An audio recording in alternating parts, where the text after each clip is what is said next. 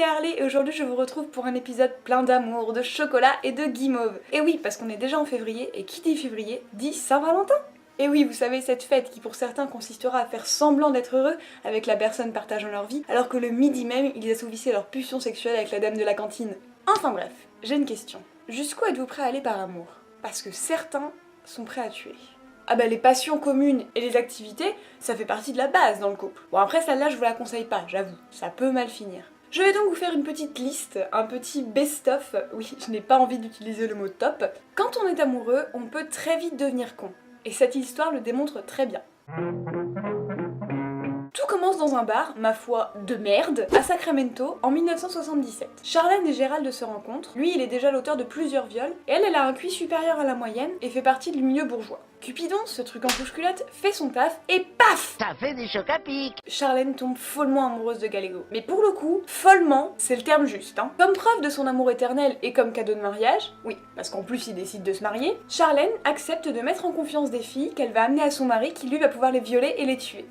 C'est un peu des poupées gonflables jetables pour lui concrètement. Ils seront arrêtés en 1984 après qu'une dizaine de filles se soient fait violer. Charlène prend 16 ans de prison, quant à Gérald, il est condamné à mort mais il mourra d'un cancer avant son exécution.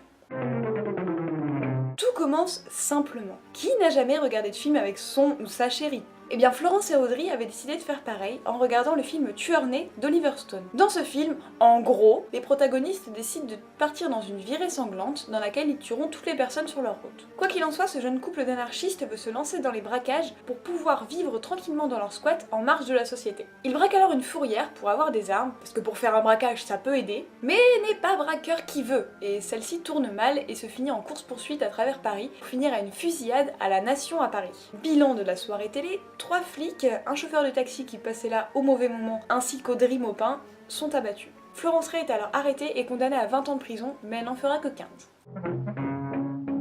Carla et Paul se rencontrent dans un café de Toronto. Ils sont beaux et ne pensent qu'à une chose, faire sprinter l'unijambiste. Jusque-là, rien d'anormal. Le problème commence juste après. Carla n'était pas vierge et Paul ne supportait pas cette idée. Il lui a alors demandé un cadeau de Noël un peu spécial, la virginité de sa petite sœur de 15 ans. Bon, du coup, Carla, elle est pas hyper motivée, mais elle veut lui faire plaisir à son beau blond. Elle drogue alors sa sœur pour que son bien-aimé la viole. Devant une caméra, bien sûr, hein. Faut bien garder des souvenirs pour les gosses plus tard. Sauf que, petit problème, la petite sœur meurt en s'étouffant dans son vomi. Paul, un petit peu contrarié par cet imprévu, charge Carla de trouver une autre fille pour continuer. Après avoir tué 2 autres filles, Carla finit par aller voir la police, en 1993. Faut dire qu'il la battait aussi, hein, bien évidemment. Paul Bernardo est alors condamné à la prison à vie et Carla écopera de 12 ans de prison.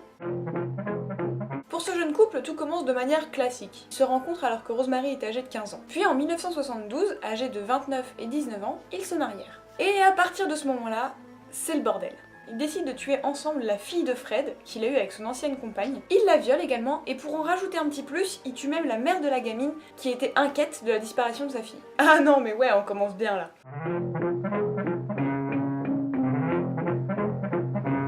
Le petit Fred là, il s'avère qu'il a déjà quelques petits antécédents dans le meurtre et le démembrage, ainsi que dans le viol d'enfants. Ah bah c'est un homme qu'on rêve toutes de connaître, hein, ça... Y a pas photo, hein. C'est donc en toute logique que notre couple va se lancer dans l'enlèvement, le viol et l'assassinat de 12 jeunes filles. Et pour ajouter un peu de piment à leur couple, ils violent même ensemble leur propre fille. Ils seront arrêtés en 1994. Toutes deux mères de famille sans histoire, ainsi que collègues au travail dans une maison de retraite, Gwendoline et Catherine tombent un jour follement amoureuses l'une de l'autre. Quitte à changer leurs habitudes sexuelles, elles décident d'y aller franco. Puisqu'en 1987, elles étouffent une des patientes pour pouvoir copuler à côté du cadavre. Et elles tueront ainsi 4 patientes rien que pour leur partie de jambes en l'air. Et le pire, c'est qu'elles en sont fières parce qu'elles en parlent ouvertement à tout le monde, sauf que personne les croit. Au fil du temps, la passion s'estompe et les jeunes femmes s'arrêtent de tuer. Mais elles seront néanmoins arrêtées et condamnées, hein, vous inquiétez pas. Lors de leur rencontre, Caril Anne est âgée de 13 ans. Le 21 janvier 1958, Charles va voir Caril chez elle, sauf qu'il ne la trouve pas, il n'y a que sa famille. Et autant vous dire que les parents de la petite, ils sont pas méga chaud pour que leur fille sorte avec un mec non seulement majeur, mais en plus de ça qui a l'air d'un gros camé. Du coup, Charles les tue. Et Caril, quand elle rentre chez elle, elle dit rien. Elle approuve même. Pour bien continuer sur leur lancée, ils partent ensemble dans le Middle West et butent 11 personnes. Pour tous leurs crimes, Charles sera exécuté en 1959. Caril, quant à elle, sera libérée après 20 ans de prison.